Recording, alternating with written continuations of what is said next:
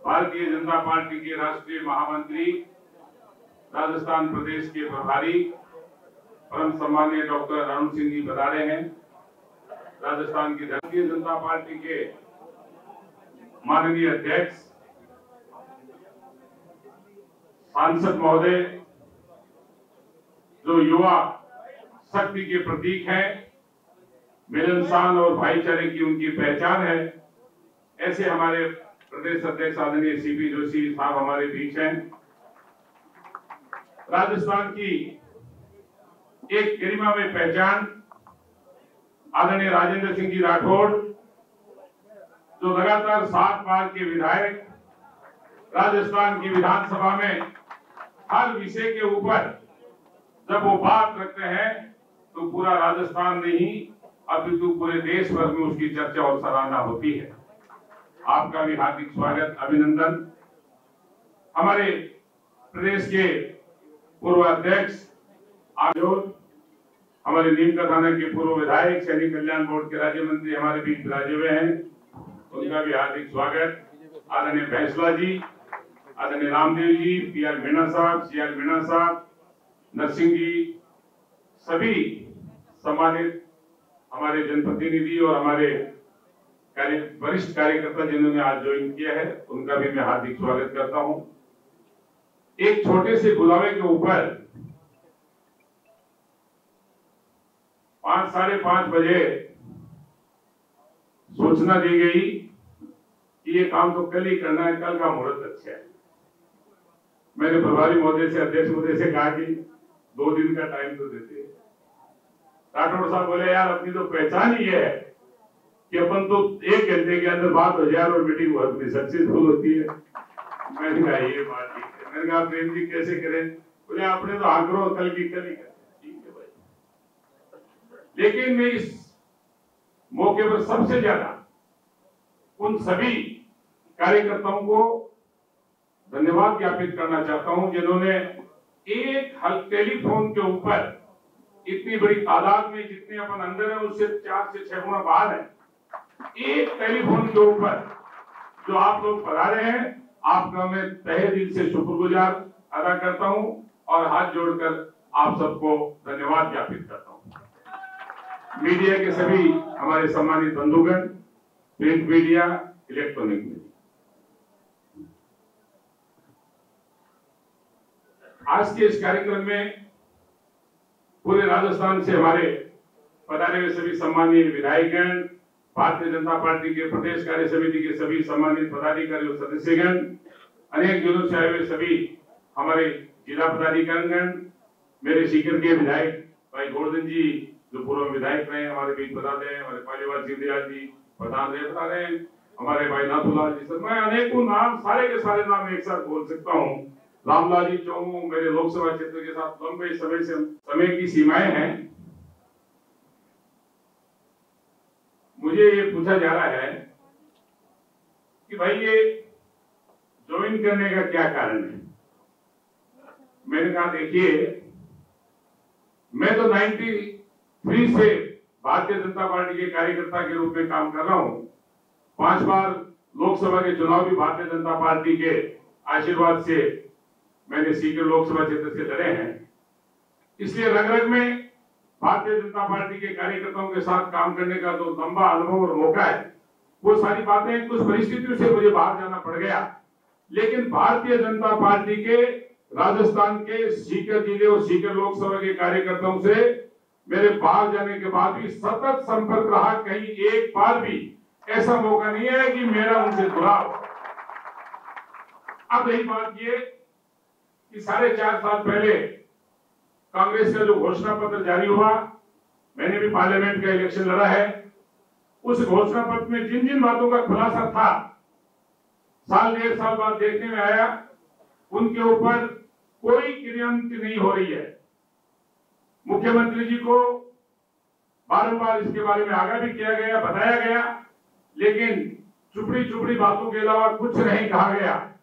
चाहे किसान का हित हो, चाहे नौजवान का हित हो, चाहे किसी योजना की बात हो, हर योजना के साथ जो भ्रष्टाचार जो है वो 30 से 35-40% तक पहुंच गया। और ऐसी परिस्थिति में बार बार कहने के बावजूद कोई किसी प्रकार की कार्रवाई और स्टेप नहीं लिया गया। मैं भी बड़ा उलझन में था कि भाई बुरे फंस गए।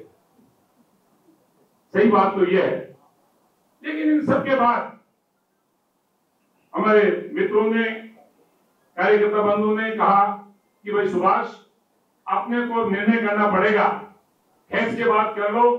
खेच के बात की गई और खेच के बात करने का नतीजा ये निकला कि चाहे बिजली की बात हो, चाहे कोऑपरेटिव सेक्टर की बात हो, चाहे किसान हितों की बात हो, रीट का मामला आने के बाद जब हमने बात रखी कि रीट के इस पेपर के लीक होने के कारण कई हजारों परिवारों की जिस कदर पे बर्बादी हुई है, उसके बारे में मैंने उनको तथ्य पेश किए, लेकिन कोई जवाब नहीं मिला।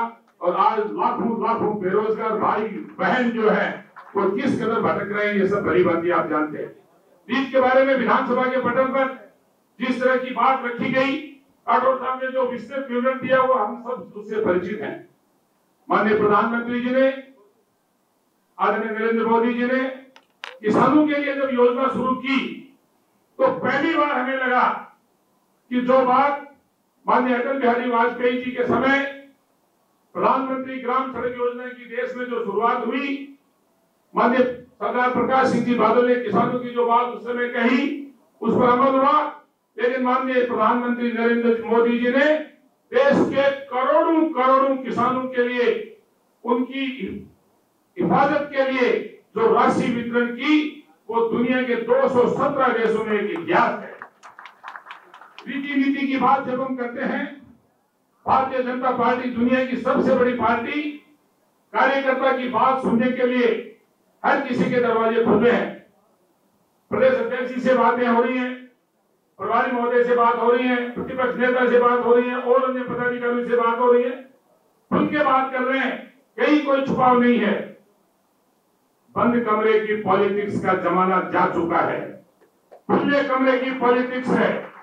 मैं तो 2002 के बाद ओहदे पे तो नहीं हूं, लेकिन जनता के दिलों में, सीकर लोकसभा क्षेत्र हो या राजस्थान की जनता हो, मैंने एक कार्यकर्ता के नाते लगातार कभी भी घर के दरवाजे और ऑफिस के दरवाजे बंद नहीं किए, और उसी का नतीजा है कि आज सबका आशीर्वाद मिला हुआ है। जहां मित्रता की बात आती है, मेरे मित्रों ने कभी पीछे मुड़कर नहीं देखा कि ये कहां पर है। उनकी एक ही बात थी कि हमें साथ साथ रहना चाहिए। मैंने कहा समय आएगा तो जल्दी साथ साथ होंगे, और वो उन्होंने करके दिखाया, निभाया। मैं आज के इस मौके पर पुनः भारतीय जनता पार्टी के कार्यकर्ताओं से, जनता जनार्दन से ये अपील करना चाहूंगा कि आने वाले राजस्थान के 2023 के चुनाव में और 2024 के लोकसभा चुनाव में एक ऐसा ऐतिहासिक निर्णय लेंगे कि जो फॉर्च्यूनर की बात चलती है वो फॉर्च्यूनर से भी नीचे जाए।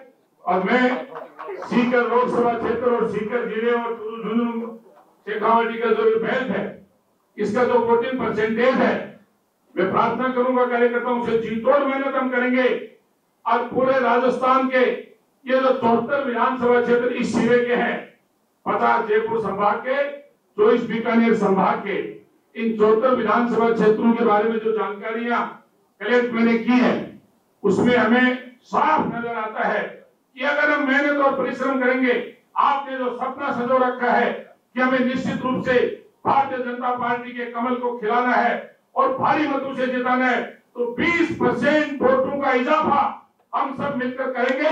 क्या ये संकल्प ले रहे हैं सब लोग? पिछली बार मात्र 1,70,000 वोटों का भारतीय जनता पार्टी और कांग्रेस के बीच में अंतर था। इस बार जो है भारतीय जनता पार्टी और कांग्रेस के वोटों का अंतर 1 करोड़ से ऊपर होना चाहिए।